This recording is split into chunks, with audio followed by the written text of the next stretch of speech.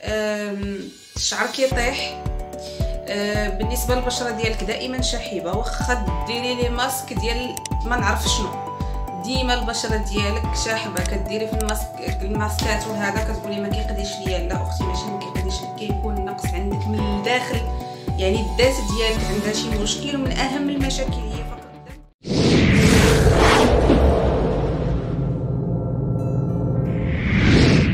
السلام عليكم حبوبات، كيف الحال؟ كيف انتم؟ نتمنى كاملين تكونوا بخير وعلى خير، احوالكم جيده، هانين مهنين كالعاده. اليوم كتشوفوني في الكوزينه، ان شاء الله غادي ندخلوا مع بعضياتنا الكوزينه. كيف ما عارفين الاخوات اللي حبوبات ديال القناه واللي كتشوف القناه، مرحبا بها، حتى هي تكون من عائله مغربيه حره. هاد القناه اللي هي قناه متنوعه، فيها الطبخ، الخياطه، تصميم ازياء، الحلاقه، كل ما يخص المراه العربيه. كيف ما عارفين يا اخواتي انه من قبل غبت واحد المده طويله، من بعد كنت جيت قلت لكم راه فيا فقر الدم الحاد. وعدتكم هو انني غادي نديروا خلطات مع بعضياتنا اللي هي طبيعيه، لان فقر الدم ما كيعتمدش فقط على الدواء. غادي نشوفوا ان شاء الله شحال عندي في فقر الدم من هنا لقدام. ان شاء الله غادي نمشيو مع بعضياتنا، وغندير تحاليل قدامكم باش نشوفوا النتيجه ان شاء الله فين وصلت. ها هو فقر الدم النمره اللي عندي كيف ما كتشوفوا، ما عرفتش واش كيبان ولا لا. مهم النورمال من 10 حتى ل 125. كيف ما كتشوفوا هنا انا عندي ناقص 1. ما عرفتش واش كيبان نو.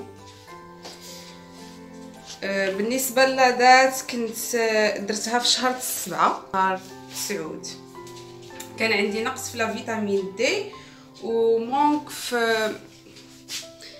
وعندي حتى نقص في فيتامين دي اللي كتشوفوا. فيتامين دي نورمال كتكون من 30 حتى ل 100، انا عندي 13.4. فيتامين دي كيف ما عارفين حنا بحاجه للشمس، من غير الشمس غادي تكون التغذيه اللي كتكون فيها غنيه بفيتامين دي، منها افوكا، منها كيف ما عارفين التغذيه الدسمه، افوكا، زبده بلديه، زيت الزيتون، السمسم، بزاف الاغذيه اللي فيها فيتامين دي. ان شاء الله هذا غندير ليه فيديو بوحدو. المهم بالنسبه لاسباب فقر الدم البنات، هي السهر من غير تغذيه، نخلي تغذيه بوحدها، تغذيه معروفه بانه عدم اكل الخضر، الفواكه، هادو كلهم من اسباب ديال فقر الدم. والسبب الرئيسي، ولو ما عرفتش شنو تاكلي، السبب الرئيسي لفقر الدم هو السهر وعدم النظام الغذائي. يعني بالنسبه اللي ما كياكلش في الوقت، انا كنت من ذاك النوع، كنسهر بزاف، كنبقى حتى 2 الليل. نتوما عارفين، خصوصا في التحضيرات ديال المحل ومع الدراسه ومع يعني بالنسبه للامتحانات ديال الجامعه 4 خطرات كنبقى فايقه الليل كامل، كنعس ساعتين في النهار تقريبا لمده شهر ولا شهرين وانا على هذا الحال. ملي كيجيني النعاس كنمشي ندير قهوه كحله ونعصر فيها الحامض باش يلاه نفيق باش نكمل البريباراسيون ديالي. وباش هادو من اسباب رئيسيه اللي خلات الفقر الدم يكنني بهذا المعنى ويوصل حتى ناقص 1. هذا باش التغذيه اللي ما كتكونش في الوقت ديالها. كنفيق كنفطر الغداء، بعد خطرات ما كنتغدى حتى 5 د العشيه. الا كنت في لافاك كعارفين في البيفات كينعي فاست فود وهذا ماشي صحيه هذه وحاجه وحده. وبعد خطرات كنبقى حتى 5 د العشيه 6 د العشيه عاد باش كنتغدى. بلاس بعد خطرات العشاء ما كيكون حتى 2 د الليل 3 د الليل، بعد خطرات ما كنتعشاش. هادو تا هما من اسباب اللي خلاو فقر الدم يغلب عليا. عدم النظام ديال الوقت ديال الماكله، والسهر ثم السهر بعدوا عليها البنات بصفه نهائيه. كيخسر البشره وكيتسبب بزاف الحوايج، كيهلك الصحه بهذا المعنى، كيحطم الصحه. بالنسبه للاخوات الا بغاو يعرفوا اشنا هي اعراض ديال فقر الدم، اعراض فقر الدم اللي كتكون يلاه باديه باقا ما واصلاش لدوك المراحل الاخيره، ديما سخفانه، ديما رجلك فاشلين، ديما حاسه براسك ضعيفه، ولو ما عرفتش شحال تنعسي كتنوضي عيانه وسخفانه، درتي غير شي حاجه بسيطه، الا طلعتي غير في الدروج تسخفي، تمشيتي بحال هكا غير شي مشيه خفاف كتسخفي، الشعر كيطيح. بالنسبه للبشره ديالك دائما شحيبه، واخا ديري لي ماسك ديال ما نعرف شنو، ديما البشره ديالك شاحبه، كديري في الماسكات وهذا كتقولي ما كيقديش ليا. لا اختي، ماشي ما كيقديش لك، كيكون نقص عندك من الداخل، يعني الذات ديالك عندها شي مشكل. ومن اهم المشاكل هي فقر الدم، ابار كيكون بعد خطرات القيلون، بعد خطرات كيكونوا اعراض اخرى، ولكن حتى فقر الدم حتى هو كيتسبب في شحوبه في الوجه، كيخلي لي ماسك ما كيبانوش فيه كاع بصفه نهائيه. الا كنتي من هذا النوع اختي، فحاولي بلا ما تحتاجي للتحاليل وهادشي، حاولي عيد تنظمي حياتك وتقادي الغذاء ديالك الا كنتي في هذه المراحل الاولى. اما الا تفاقم الوضع كيف ما وصلت انا، وصلت لواحد الوقت اللي وليت كندوخ لواحد الدرجه ما كتصورش. في الاول كنت الا تحنيت عيب بغيت نهز شي حاجه اولا كتجيني الدوخه كنقول عادي، ولكن من بعد ولات كتجيني واحد الدوخه لا توصف، يعني كتحسي بشي حد اللي بحال راجعه باللور بوحدك، شي حد اللي جارك من اللور بوحدك. هادي الانسان صافي ما يتحاولش يزيد اكثر، يمشي يلتجأ للطبيب، يشوف التحاليل فين واصل فقر الدم اولا هذا، ويشوف شنو عنده. يعني في هذه المراحل هذه ما يحتاجش الواحد يمشي يدير غذاء لراسو. انا من بعد هذا الشيء فاش مشيت عند الطبيب خرج لي دي كابسول كنشرب وحده الصباح وحده في العشيه، دابا نوريهم ليك، ماشي قريعات ديال بلاستيك، جوج عندي في النهار لمده ديال كنت خديتهم لمده ديال شهر ونص وانايا كناخذ فيهم. فوق تما كنمشي عنده كيعاود يزيدني، يعني في هاد الحالات هادو ولا بد الطبيب. وهادوك القريعات من الاحسن كنشوف بعض الاخوات اللي كيكونوا في القنوات اللي كيعطيو هادوك القريعات، الا فيك فقر الدم شربي هاد القريعات، هما الا خديتي اكثر من الطاقه ديالك كيتسبب في مشاكل كثيره، يعني يقدر الله يستر تسمم، يقدر بزاف د الحوايج. مازال الفانيد كتكون كونتيتي ديالو خفيفه شويه، اما بالنسبه لهذوك القريعات كيكونوا مجهدين. الا الواحد خدا اكثر من الا خديتي مثلا، كنشوف في يوتيوب راه شي قنوات كيقولوا شي حوايج ديال عاطين هذاك الدواء اللي كان ديجا مخرجوا ليا انا الطبيب، وشربي 3 القريعات في النهار. واش عارفين شنو الخطوره ديال هذا الشيء؟ كنتمنى البنات اللي كيسمعوني ما تبقوش تلجؤوا فيما يكون عندكم شي مشكل تمشيو تقلبوا على يوتيوب. كاينين بعض الاطباء، سيروا عند اطباء، البعض كيقول نصائح اللي مفيده للصحه وهذا، وكاينين بعض للاسف ما كنعممش كنقول كلشي، كاينين شي وحدين عشابه اللي استفدت منهم بزاف، وكاينين شي وحدين عا كيخربقوا، اللي جا كيدير يوتيوب، اللي جا كيدير قناه وكيبدا عا كيخربق. كيفاش توقعوا ان تجي وحده ما عارفاش حتى التحاليل شنو قال ليها الطبيب، ما عارفاش التحاليل شنو فيها، وتاخذ هذاك الدواء وتاخذ 3 القريعات في النهار، كيفاش غتولي الحاله ديالها؟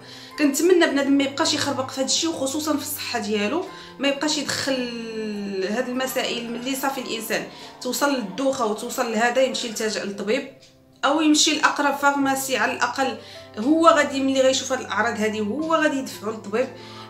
ما تبداوش البنات تلعبوا عافاكم بالصحه ديالكم، لان بعض القنوات راه كيقفروها، سواء لا في مواد التجميل، انا كنقول في كل شيء، سواء لا في مواد التجميل ولا في التغذيه ولا في بزاف د الحوايج. كاين بعض اللي كيعطيو شي ادويه اللي مشكل، هي اصلها ديال الضيقه وديال الحساسيه، كيعطيوها بالنسبه للاخوات اللي باغيين يتزادوا في الوزن، يعني باغا تزيد في الوزن وتهلك الريه ديالها ولا تهلك صحتها.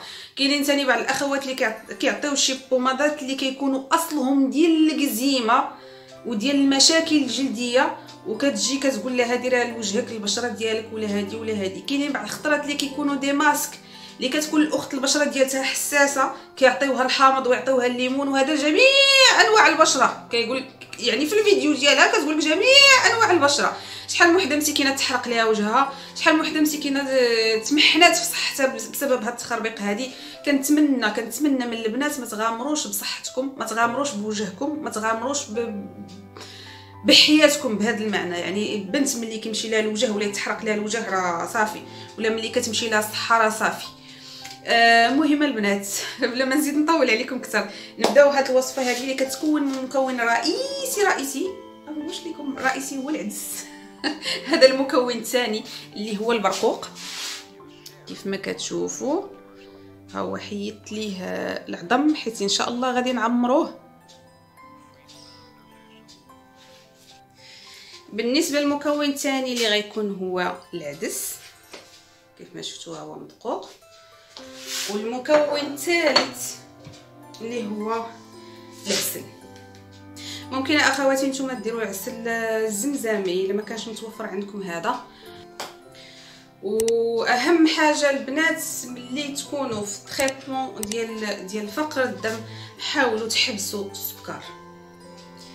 السكر ما بين الاسباب الرئيسيه اللي كيخلي الجسم ما يمتصش الحديد. حيدوا السكر بصفه نهائيه حتى تعالجوا، وديك الساعه الا بغيتوا ترجعوا ليه رجعوا بكميه قليله. صراحه البنات انا حيدته في خطره ما بقيتش كندور به شي حاجه اللي مضره بالصحه. بزاف الحوايج اللي كنا كنديروهم غالطين بزاف. حيدت هذيك السموم البيضاء. الملحه وليت كندير ملحه قليله على حسب اليود اللي الجسم ديالنا محتاجو شويه. كندير قليل، نقصت الملح وحيدت السكر في خطره. خديت هذه كنديرها الحليب، كنديرها في عصير ديال الباربا. دابا نوريكم فيديوهات وحدين اخرين اللي كتكون من عصير ديال الباربا، خيزو، مطيشه، الخضر، لي زيبينار، القزبر اللي هو مفيد كذلك لفقر الدم. وكذلك ومثال بعدو على اتاي عف في الاول، يعني في المراحل الاولى ملي كتكون ديك ناقص 1 2 3 حتى 4 حتى 5 ممنوع منعا كليا اتاي. مهم 8 9 ممكن تشربوه ولكن قلوا منه شويه.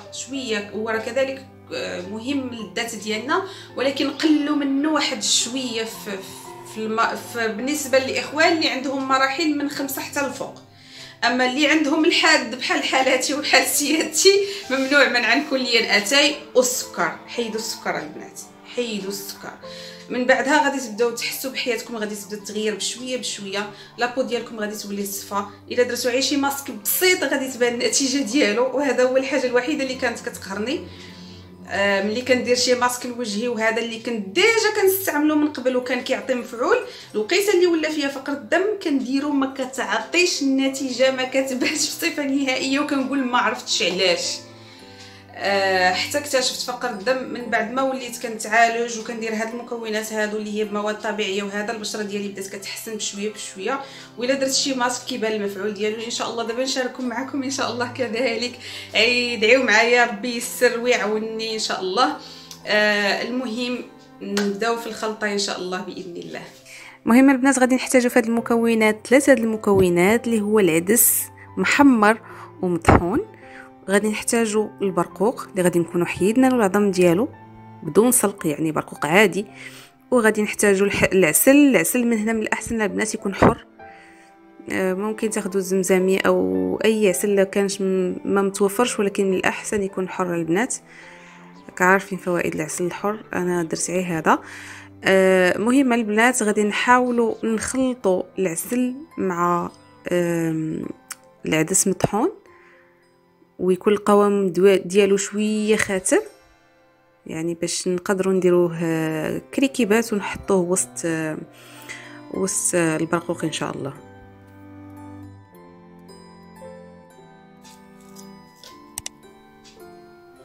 هذه البنات راها زوينه بزاف.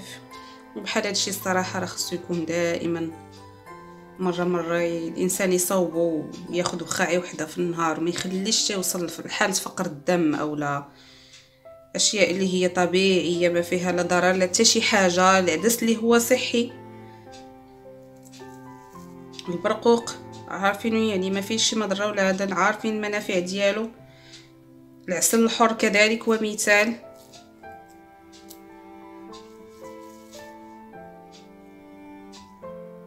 غادي نكمل على هاد الطريقه هذه حتى نكملهم كاملين، ومن بعد غادي نتلاقى معكم. المهم البنات كيف ما كتشوفوا انا درت في هاد السوبيره ديال الزاج، غادي نديرهم في الثلاجه ونبقى كل مره نبقى بنقيبه. المهم البنات ليلي زكايلر ديالك.